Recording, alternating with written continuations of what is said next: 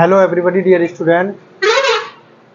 सो guys, जो कल का टॉपिक था वो था मोलर मास पर आधारित।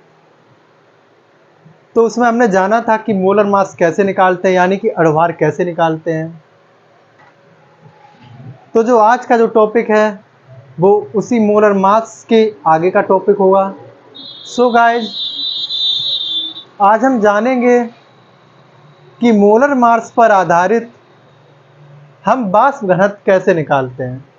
क्या वाष्प घनत्व कैसे निकालते हैं? अगर पूछ दिया जाए कि H2O का वाष्प घनत्व क्या है, यानी कि वेपर डेंसिटी क्या है, पूछ दिया जाए चीनी का वाष्प घनत्व कितना है,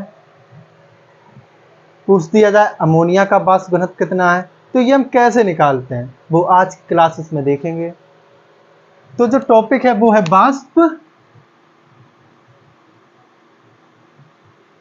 घनत्व, वेपर डेंसिटी।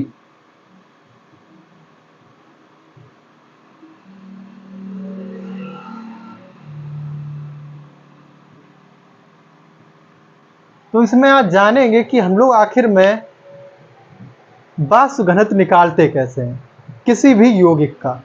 तो इसके लिए हमें मालूम है कि जो वाष्प घनत्व होता है, क्या जो वाष्प घनत्व हम लोग निकालते हैं वो कैसे निकालते हैं, वो निकालते हैं जो अणुभार हम लोग किसी भी यौगिक का निकालते हैं। क्या निकालते हैं? मोलर मास निकालते हैं। क्या निकालते हैं? मोलर मास जो हम लोग निकालते हैं। यदि हम मोलर मास को हम आधा कर दें किसी भी यौगिक का, यदि हमने निकाला मोलर मास, जैसे जल है, जल का निकलेगा 18। क्या निकलेगा?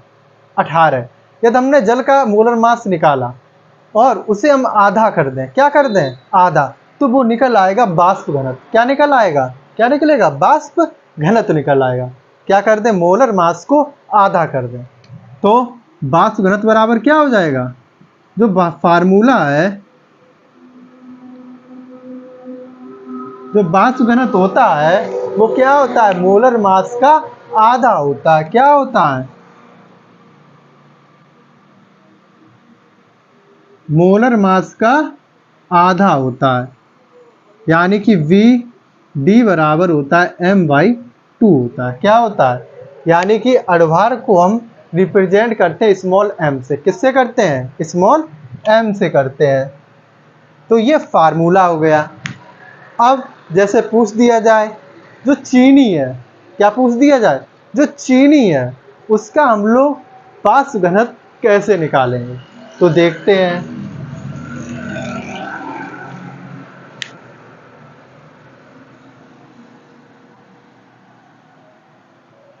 फार्मूला क्या हुआ? वेपर डेंसिटी बराबर मोलर मास अपॉन में 2। जैसे पूछ दिया जाए चीनी, क्या पूछ दिया जाए? चीनी, तो चीनी के लिए सबसे पहले हमें मालूम होना चाहिए फार्मूला।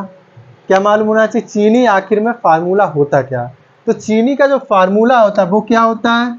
C12H22O11। तो इसका पूछ दिया जाए क्या? वाष्प घनत्व। तो इसका वाष्प घनत्व निकालने से पहले हमें मालूम होना चाहिए मोलर मास। क्या मालूम होना चाहिए? Molar mass. क्यों? क्योंकि जो वाष्प घनत्व निकलता है वो किसका आधा होता है? मोलर मास का आधा होता है। तो हमें सबसे पहले क्या मालूम होना चाहिए? मोलर मास मालूम होना चाहिए। तो क्या हो जाएगा इसका? जब हम निकालेंगे मोलर मास तो क्या निकलेगा? स्मॉल m बराबर जो कार्बन है, कार्बन का कितना होता है? Atomic mass. मोलर मास कैसे निकालते हैं? जो परमाणु होते हैं उनका हम लोग लिखते हैं एटॉमिक मास। क्या लिखते हैं? Atomic mass. तो कार्बन का एटॉमिक मास कितना होता है? 12 होता है। और है कार्बन कितने?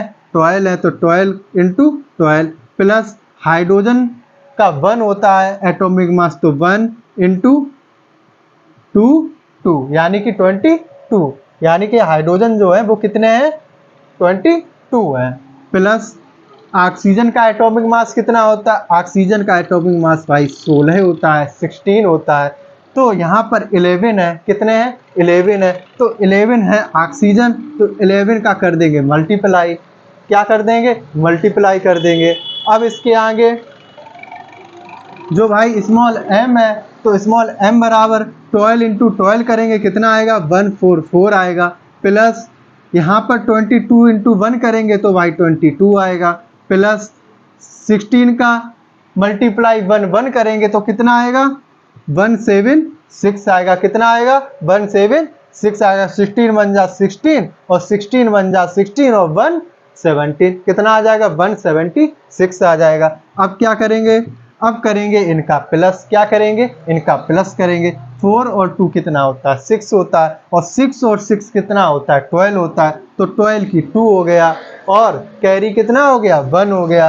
अब 4 to 6 और 6 और 7 13 होता है, कैरी कितना था 1 था, 13 और 1 14 हो गया। अब कैरी कितना गया 1 गया, 1 और 1 2 हो गया, कैरी 1 3, कितना हो गया 3। तो यहाँ पर एटॉमिक यानी कि जो मोलर मास आया, क्या आया मोलर मास आया किसका चीनी का, वो कितना आया 342 आया, कितना आया 342 आया।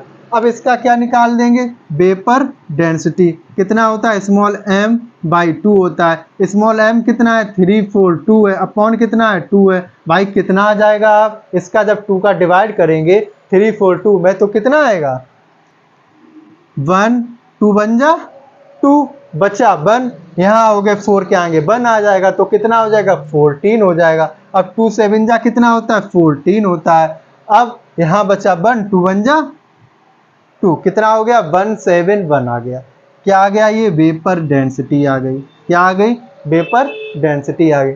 अब ऐसे ही पूछ दिया जाए, कोई दूसरा पूछ दिया जाए, भाई बताइए कैल्शियम जो हाइड्रॉक्साइड है उसका भाई वाष्प घनत्व कितना होता है। क्या पूछ दिया जाए, जो कैल्शियम हाइड्रॉक्साइड है यानी कि जो बुझा हुआ चूना है, क्वेश्चन क्या आ जाए जो बुझा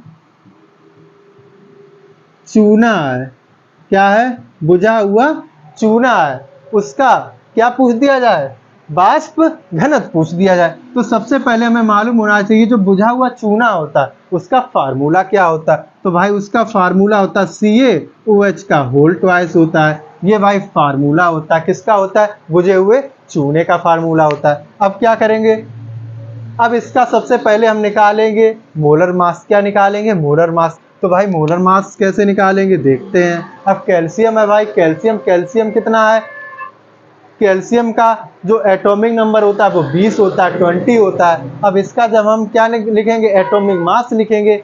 मोलर मास कैसे लिखते हैं, इन सभी जो परमाणु होते हैं उनका क्या लिखते हैं एटॉमिक मास लिखते हैं, और फिर उनको संयुक्त रूप कर देते तो मोलर मास निकल आता। तो भाई कर दो, क्या है कैल्शियम है, कैल्शियम का 40 होता है। अब लगा भाई प्लस है, यहाँ पर जब दूसरा तत्व लिखेंगे क्या लिखेंगे, जब दूसरा जो परमाणु लिखेंगे तो यहाँ पर प्लस लगा देंगे। अब कोष्टक लगा है तो भाई कोष्टक लगा दो। अब यहाँ पर ऑक्सीजन है, ऑक्सीजन का एटॉमिक मास कितना होता है भाई 16 होता है, 16 लिख लिया। अब इन दोनों के बीच में प्लस लग जाएगा क्योंकि दूसरा परमाणु आ रहा है, कौन आ रहा है हाइड्रोजन आ रहा है, तो हाइड्रोजन के लिए क्या कर देंगे 1 कर देंगे, क्या कर देंगे 1 कर देंगे, क्या एटॉमिक मास। अब भाई कोष्टक लगा दो, बाहर कितने हैं 2 है, तो भाई मल्टीप्लाई 2 कर दो, क्या कर दो 2 कर दो। अब क्या हो जाएगा m बराबर भाई 40 है, 40 किया प्लस है, प्लस लगा 16 और 1 एक कितना होता है, यानी कि 16 और 1 कितना होता है 17 होता है, 17 लिखा मल्टीप्लाई 2 कितना है मल्टीप्लाई 2। तो क्या हो जाएगा m बराबर भाई 40 है और प्लस 17, 2 का मल्टीप्लाई करेंगे कितना होगा 34 होगा। अब कितना आ जाएगा मोलर मास 4 और 7 कितना आ गया 74 आ गया। अब निकालना क्या है वेपर डेंसिटी निकालने, VD बराबर कितना होता है स्मॉल m बाई 2 होता है, स्मॉल m का मान भाई 74 है अपॉन 2 है, डिवाइड कर दो भाई 74 को 2 से, निकल आएगा वेपर डेंसिटी, क्या मत निकलेगा वाष्प घनत्व निकलेगा। तो क्या हो जाएगा 2 3 6 2 7 14 कितना आ गया 37 आ गया वेपर डेंसिटी। तो ये हो गया वाष्प घनत्व कैसे निकालते हैं, क्या हो गया वाष्प घनत्व कैसे निकालते हैं। अब इसी टॉपिक पर आधारित क्या आते हैं कुछ न्यूमेरिकल आते हैं, कैसे न्यूमेरिकल आते हैं वो देखते हैं। क्या आते हैं न्यूमेरिकल, देखते हैं भाई न्यूमेरिकल को भी देखते हैं। इस टॉपिक पर भाई कैसे न्यूमेरिकल आते हैं।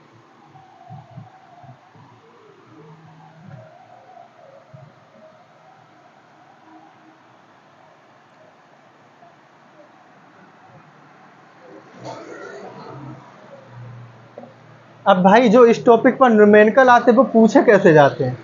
जैसे पूछ दिया जाए 20 ग्राम हाइड्रोजन को ऑक्सीजन की उपस्थिति में जलाने पर कितने ग्राम जल प्राप्त होगा। क्या पूछ दिया जाए 20 ग्राम हाइड्रोजन को, कितने ग्राम 20 ग्राम हाइड्रोजन को ऑक्सीजन की उपस्थिति में जलाने पर कितने ग्राम क्या प्राप्त हो, जल प्राप्त होगा, कितने ग्राम जल प्राप्त होगा। तो क्वेश्चन लिखा 20 ग्राम हाइड्रोजन को ऑक्सीजन की उपस्थिति में जलाने पर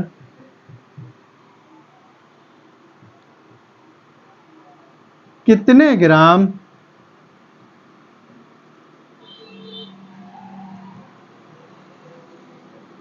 वाटर प्राप्त होगा। क्या क्वेश्चन आ जाए 20 ग्राम हाइड्रोजन को ऑक्सीजन की उपस्थिति में जलाने पर कितने ग्राम जल प्राप्त होगा। तो यहाँ पर हमें निकालना है, सबसे पहले याद रखना है जल, इसमें रिएक्शन कराते हैं। क्या कराते हैं रिएक्शन, यानी कि हमें जल प्राप्त करना है। क्या प्राप्त करना है जल, तो जल हमें क्या करना है प्राप्त करना है H2O। इसमें हम देखते हैं जो H2O लिखा है, क्या लिखा है जो H2O लिखा है, इसमें जो ऑक्सीजन है वो हाइड्रोजन का कैसा है आधा है, कैसा है आधा है, यानी कि हाइड्रोजन ऑक्सीजन का दोगुना है, कैसा है दोगुना है। यहाँ पर ऑक्सीजन 1 है, हाइड्रोजन कितना है 2 है। अब इसे हम मतलब जल कैसे प्राप्त करेंगे, क्या जल कैसे प्राप्त करेंगे। जैसे यहाँ पर 2H है, अगर हमने 2H ले लिया, क्या ले लिया 2H ले लिया प्लस 1 ऑक्सीजन ले लिया, तो क्या सही है, अभी सही नहीं है। क्यों सही नहीं है, क्योंकि ये अभी ऑक्सीजन स्टेबल नहीं है। क्या नहीं है, स्टेबल नहीं है। जितने भी गैसेस होती हैं उनमें स्टेबल के लिए वहां पर क्या लगता है 2 लगता है, क्या लगता है 2 लगता है, तब वो परमाणु क्या होता है स्टेबल होता है। अभी ये अनस्टेबल है, क्या है अनस्टेबल है। तो इसे स्टेबल करने के लिए जितनी भी गैसेस होती है, यानी कि जितने निगेटिव वाले होते हैं उन्हें स्टेबल करने के लिए वहां पर क्या लगाते हैं 2 लगाते हैं, क्या लगाते हैं 2। जैसे Cl है, क्या है Cl, इसे स्टेबल करने के लिए ये क्या लगा देंगे 2, यानी कि ये निगेटिव वाला तो क्या लगा देंगे 2। जितने भी निगेटिव वाले होते हैं वो 2 से क्या हो जाते हैं स्टेबल हो जाते हैं, क्या हो जाते हैं स्टेबल। जैसे आपने देखा वो Na अकेला ही रहता है, क्या रहता है अकेला, क्योंकि ये पॉजिटिव वाले, तो जो पॉजिटिव वाले होते हैं सिर्फ हाइड्रोजन को छोड़कर, क्या हाइड्रोजन को छोड़कर, तो जितने स्टेबल होते हैं, जैसे Na के आगे आपने कभी 2 देखा है नहीं, ये सोडियम अकेला ही स्टेबल हो जाता है। लेकिन जितने नेगेटिव चार्ज वाले वो स्टेबल होने के लिए क्या लगाते हैं 2 लगाते हैं, क्या लगाते हैं 2। तो यहाँ पर क्या हो जाएगा, मैंने लगा दिया ऑक्सीजन में 2, क्या लगा दिया 2। अब मैंने बताया था, क्या बताया था, जो हाइड्रोजन है वो ऑक्सीजन का कितना होगा दोगुना होगा, कितना होगा दोगुना होगा, और ऑक्सीजन हाइड्रोजन का आधा रहेगा। यानी कि यहाँ पर 2 हैं, यहाँ पर 2 हैं, तो यहाँ पर क्या कर दें हाइड्रोजन 4 कर दें, सही है। आपने कभी हाइड्रोजन के नीचे यहाँ 4 लगा देखा है, लगा देखा है नहीं। तो यहाँ पर क्या रहेगा, यहाँ पर 2 रहेगा, क्या रहेगा 2। यहाँ पर हमें दोगुना करने के लिए यहाँ पर 2 है, तो हाइड्रोजन कितने होने चाहिए 4 होने चाहिए। तो यहाँ पर हम 2 का क्या कर देंगे, हाइड्रोजन में 2 का मल्टीप्लाई कर देंगे, कहाँ आगे। तो ये हो गया, अब क्या हो गया संतुलित हो गया, क्या हो गया संतुलित। देखिए 2 दूनी 4, अब यहाँ पर 4 है, कितने हैं 4 है, तो यहाँ पर भी कितने का मल्टीप्लाई करना पड़ेगा 2 का करना पड़ेगा। अब ये हो गया संतुलित, क्या हो गया संतुलित। 2 दूनी 4, 2 दूनी 4, 4 हाइड्रोजन है, ऑक्सीजन कितने हैं 2 है, यहाँ पर ऑक्सीजन कितने हैं 2 है, ये 2 का मल्टीप्लाई यानी कि 2 यहाँ पर भी ऑक्सीजन है। तो ये हो गया स्टेबल। अब क्या करना है, पहले करना पड़ता है समीकरण को संतुलित। जहां पर हमें निकालना है जल, तो यहाँ पर जल जो बनेगा वो पूरा संतुलित होना चाहिए समीकरण। जब तक संतुलित नहीं होगा तब तक आपका ये क्वेश्चन, ये सवाल, ये न्यूमेरिकल ये सही नहीं होगा। तो क्या हुआ, यहाँ पर ये समीकरण कर लिया संतुलित। क्या कर दिया? संतुलित कर दिया। अब आगे क्या है, जो हम लोग निकालते थे मोलर मास, क्या निकालते थे? Molar mass. अब क्या दिया गया? हाइड्रोजन का दिया गया। किसका दिया गया? हाइड्रोजन का। तो हमें पहले निकालना पड़ेगा हाइड्रोजन का मोलर मास। कैसे निकलेगा? यहाँ पर 2 है, 2 कर दिया। हाइड्रोजन का 1 होता है, 1 कर दिया। और मल्टीप्लाई कितने का है? 2 है, 2 कर दिया। क्या कर दिया? 2। तो ऑक्सीजन से कोई मतलब नहीं, क्योंकि हाइड्रोजन का दिया गया तो ऑक्सीजन से कोई मतलब नहीं। अब निकालना क्या है? जल। क्या निकालना है? जल। तो जल के लिए क्या है? 2 कर दिया। यहां पर 1, 2 हाइड्रोजन है, 2 का मल्टीप्लाई ऑक्सीजन आ गया, प्लस लगाया, ओ है ऑक्सीजन का होता 16। कितना होता है? 16 होता है। अब 2 1 कम 2 दूनी 4, ये हो गई 4 ग्राम हाइड्रोजन। कितने ग्राम हो गए? 4 ग्राम हाइड्रोजन। ये हो गई 4 ग्राम हाइड्रोजन। और यहाँ पर कितना? 2 दूनी 4 और 16 18, 18 दूनी 36। जब 4 ग्राम हाइड्रोजन होगी तो मिलेगा जाके जल 36 ग्राम। कितने ग्राम? 36 ग्राम। यानी कि जब 4 ग्राम हाइड्रोजन होगी तो हमें मिलेगा जाके जल 36 ग्राम जल मिलेगा जाके। अब अगर 1 ग्राम हाइड्रोजन हो, कितने ग्राम हाइड्रोजन हो? 1 ग्राम हाइड्रोजन हो, तो 36 डिवाइड कितने का कर देंगे? ये 4 चला जाएगा डिवाइड में, कितना हो जाएगा? 9 ग्राम। कितना हो जाएगा? 9 ग्राम। कितने ग्राम? 9 ग्राम।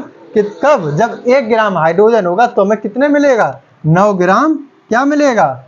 जल मिलेगा। कितना मिलेगा? 9 ग्राम। अब पूछा क्या गया? 20 ग्राम। तो भाई 20 ग्राम के लिए हाइड्रोजन, अब भाई 9 में 20 का क्या कर दो? मल्टीप्लाई कर दो, तो कितना आ जाएगा? 180 ग्राम क्या मिलेगा? जल मिलेगा जाके। कितने ग्राम? 180। कब? जब 20 ग्राम हाइड्रोजन होगा तो कितने ग्राम हमें जल प्राप्त होगा? 180 ग्राम जल प्राप्त होगा। तो ये पूछे जाते हैं ऐसे न्यूमेरिकल। क्या पूछे जाते हैं? इसी टॉपिक पर आधारित न्यूमेरिकल इसी तरह से पूछे जाते हैं। इससे एक और आगे का क्वेश्चन देख लेते हैं ऐसे ही आधारित। जैसे पूछ दिया जाए, क्या पूछ दिया जाए? जो 60 ग्राम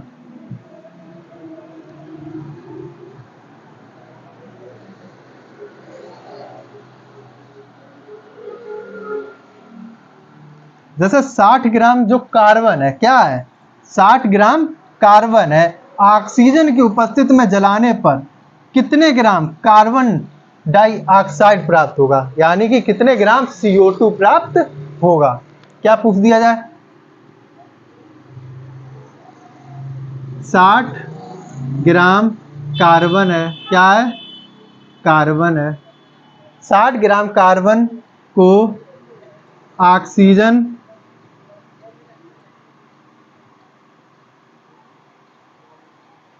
की उपस्थिति में जलाने पर कितने ग्राम कार्बन डाइऑक्साइड प्राप्त होगा? क्या पूछ दिया जाए? 60 ग्राम कार्बन को ऑक्सीजन की उपस्थिति में यदि हम जलाएं तो कितने ग्राम CO2 प्राप्त होगा? कार्बन डाइऑक्साइड प्राप्त होगा। अब हमें क्या करना है? CO2 प्राप्त करने हैं। क्या करने हैं? CO2। अब यहाँ पर ऑक्सीजन हो जाएगा और प्लस क्या हो जाएगा? कार्बन हो जाएगा। तो क्या प्राप्त हो जाएगा? CO2 प्राप्त हो जाएगा। अब यहाँ पर हम लोग ऑक्सीजन से कोई मतलब नहीं। किससे? ऑक्सीजन ये तो सिर्फ रिएक्शन कराते हैं। क्या कराते हैं? इसमें जो दिया गया, किसका दिया गया? कार्बन का दिया गया। तो हमें सिर्फ कार्बन से मतलब है। किससे मतलब है? कार्बन से। तो कार्बन का जो मोलर मास होता है वो कितना होता है? 12 होता है। कितना होता है? 12। तो यहाँ पर कितने हो गए? 12 ग्राम हो गए। कितने ग्राम हो गए? मोलर मास 12 ग्राम। यानी कि 12 ग्राम क्या है? कार्बन है। और यहाँ पर CO2 कितने ग्राम मिलेगी जाके? तो यहाँ पर 12 हो गया। प्लस ऑक्सीजन 16 गुणे 2 कितना हो जाएगा, इतने ग्राम। तो यहाँ पर क्या हो जाएगा 12 ग्राम, 12 प्लस 16 दूनी 32, यहाँ पर कितना हो गया 2 2 4 3 1 4 44 ग्राम CO2। जब 12 ग्राम कार्बन होगा तो कितना प्राप्त होगा CO2, 44 ग्राम। अब जब 60 ग्राम होगा, कितने ग्राम होगा 60 ग्राम होगा, तो क्या होगा 44, ये भाग में चला जाएगा 12 और ये गुणा में आ जाएगा 60, क्या आ जाएगा 60। तो कितना हो जाएगा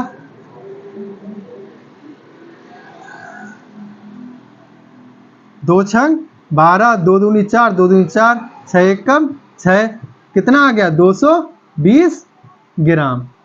क्या मिला CO2 मिला, क्या मिला CO2। तो ये हो गए न्यूमेरिकल क्लियर, किसके, इसी टॉपिक पर आधारित। अब बढ़ते हैं आगे, अब पढ़ेंगे आयनन विभव पर। क्या आयनन विभव आखिर में क्या होता है, किसके बारे में जानेंगे, आयनन विभव।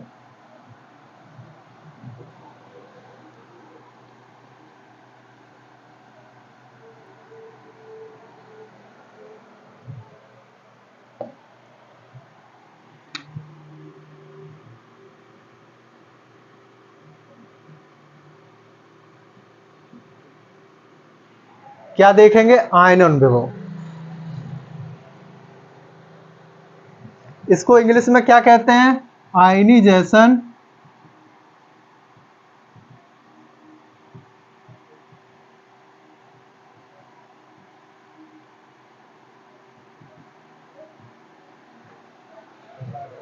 तो क्या है ये आयनन विभव है, क्या है आयनन विभव, आखिर में क्या होता है ये जानेंगे। तो जो आयनन विभव होता है, जैसे ये नाभिक होता है, क्या होता है नाभिक, जिसमें होता है प्रोटॉन प्लस न्यूट्रॉन। इसके पास कक्षकें होती हैं, क्या होती हैं कक्षकें। जैसे इसमें है 2 इलेक्ट्रॉन, इसमें है 8 इलेक्ट्रॉन, कितने भी हो 2 2 4 2 6 2 8, और इसमें हो 2 इलेक्ट्रॉन, कितने हो 2 इलेक्ट्रॉन। तो क्या होगा, आयनन विभव जो होता है, किसी परमाणु के नाभिक के जो पास की जो कक्षकें होती हैं, उनसे जो इलेक्ट्रॉन को बाहर निकाला जाता है। जैसे ये जो कक्षकें हैं, इनसे हम क्या करें, इलेक्ट्रॉन को बाहर करें, इलेक्ट्रॉन को बाहर निकालें, तो उसके लिए जो हमें ऊर्जा की आवश्यकता होती है, उसे हम लोग कहते हैं आयनन विभव। क्या कहते हैं, आयनन विभव। जैसे इस इलेक्ट्रॉन को निकाला, तो उसके लिए हमें जो ऊर्जा की आवश्यकता होगी, जो ऊर्जा की आवश्यकता होगी, वही ऊर्जा क्या कहलाती है, आयनन विभव कहलाती है। जैसे इस नाभिक से निकाला, चाहे यानी कि इस कक्षक से निकाला, चाहे इस कक्षक से निकालो, चाहे इस कक्षक को निकालो। अब ये एक बात जानते, ये तो होगी डेफिनेशन। क्या डेफिनेशन हुई, कि जो आयनन विभव होता है वो क्या होता है, वो होता है जब हम किसी नाभिक के या किसी परमाणु के नाभिक के जो पास की जो कक्षकें होती है, उनसे जब हम इलेक्ट्रॉन को बाहर निकालते हैं, क्या करते हैं, इलेक्ट्रॉन को बाहर निकालते हैं, तो उसके लिए जो हमें ऊर्जा की आवश्यकता होती है, उसे हम लोग कहते हैं आयनन विभव कहते हैं। क्या कहते हैं, आयनन विभव कहते हैं। तो अब ये जानते हैं किसका आयनन विभव अधिक होता है और किसका आयनन विभव कम होता है। अब अगर हम यहाँ से हम इलेक्ट्रॉन निकालें, क्योंकि ये नाभिक के पास है, कहाँ है, नाभिक के पास है, तो इसके लिए हमें बहुत अधिक ऊर्जा की आवश्यकता होगी, क्योंकि ये जो नाभिक है और ये जो इलेक्ट्रॉन है वो नाभिक से एकदम बंधे हुए हैं। कैसे हैं, बंधे हुए। तो इनके लिए हमें अधिक ऊर्जा की आवश्यकता होगी। फिर इनसे कम हमें इस कक्षा में इलेक्ट्रॉन को निकालने के लिए, ये जो है जो नाभिक के पास होती है कक्षक, जो नाभिक के बहुत नजदीक कक्षक होती है, उसके लिए हमें जब हम इलेक्ट्रॉन को बाहर निकालेंगे तो सबसे अधिक ऊर्जा की आवश्यकता पड़ती है। फिर इससे कम इसमें पड़ती है और सबसे कम बाहरी कक्षक में पड़ती है। जो भी इलेक्ट्रॉन है, जो बाहरी कक्षक में इलेक्ट्रॉन होते हैं, क्या होते हैं, जो बाहरी कक्षक में इलेक्ट्रॉन होते हैं, उन्हें बाहर निकालने के लिए सबसे कम ऊर्जा की आवश्यकता पड़ती है। तो सबसे कम जो आयनन विभव होता है जो बाहरी कक्षक में इलेक्ट्रॉन का त्याग करते हैं, यानी कि बाहरी कक्षक में 2 इलेक्ट्रॉन तो ये आपस में त्याग कर देंगे। क्या कर देंगे? ये परमाणु क्या कर देगा? इलेक्ट्रॉन का आसानी से त्याग कर देगा, यानी कि जो तो इलेक्ट्रॉनों का आसानी से त्याग करते हैं उनका आयनन विभव कम होता है। क्या होता है? कम होता है। और जो इलेक्ट्रॉनों का त्याग मतलब ग्रहण करते, जो इलेक्ट्रॉनों को ग्रहण करते उनका आयनन विभव उच्च होता है। कितना? क्या होता है? उच्च होता है। जैसे सोडियम है, क्या है? सोडियम। तो इसके बाहरी कक्षक में कितना होता है? 2,8,1। इसके बाहरी कक्षक में इलेक्ट्रॉन कितने हैं? 1 है। किसकी अपेक्षा? अब जैसे यहाँ पर सोडियम है, यहाँ पर 1, तो इसका आयनन विभव कैसा हो जाएगा? लो हो जाएगा। Ip कैसा हो जाएगा? लो हो जाएगा। और क्लोरीन लिया तो इसका होता है 2,8,7। तो ये इलेक्ट्रॉन का ग्रहण करेगी। क्या करेगी? इलेक्ट्रॉन को ग्रहण करेगी। तो इसका आयनन विभव कैसा हो जाएगा? उच्च हो जाएगा। कैसा हो जाएगा? उच्च हो जाएगा। किसका? क्लोरीन का। यानी कि जो इलेक्ट्रॉन का त्याग करती है, तो त्याग कौन करती है? धातुएं करती है। कौन करती है? धातुएं। तो जो धातु होती हैं, कौन होती है? जो धातु होती हैं उनका आयनन विभव लो होता है और अधातु का आयनन विभव उच्च होता है। कैसा होता है? उच्च होता है। किसका? अधातु का। धातु का आयनन विभव लो होता है और धातु का आयनन विभव लो होता है और अधातु का आयनन विभव उच्च होता है। जैसे ऑक्सीजन लिया, क्या हो जाएगा? 2,6। तो ये ग्रहण करेगी तो इसका क्या हो जाएगा? उच्च हो जाएगा। क्या हो जाएगा? उच्च हो जाएगा। जैसे मैग्नीशियम लिया, क्या लिया? मैग्नीशियम, तो 2,8,2। तो इसका क्या हो जाएगा? ये त्याग करेगी तो इसका क्या हो जाएगा? कम हो जाएगा आयनन विभव। क्या हो जाएगा? कम हो जाएगा।